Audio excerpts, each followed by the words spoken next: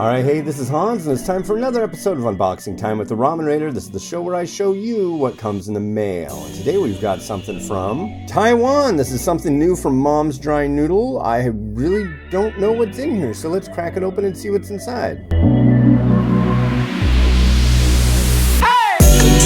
Oh wow! So look at this. The first one we see here, this is a spicy goose oil with shallot variety.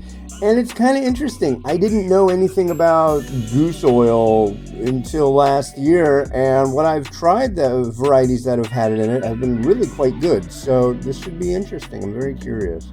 And here is a new vegan variety. No, it is not squirrel flavor. This is a sesame oil with ginger. Here, let me look at that again. Yes, veggie sesame oil with ginger.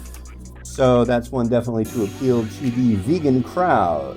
And then we've got this. I don't know what this is. This says it's a Szechuan pepper infused chili oil. So I'll be trying that on these pretty quick.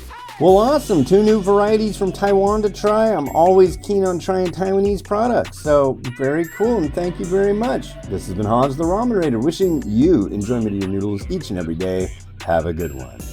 Bye.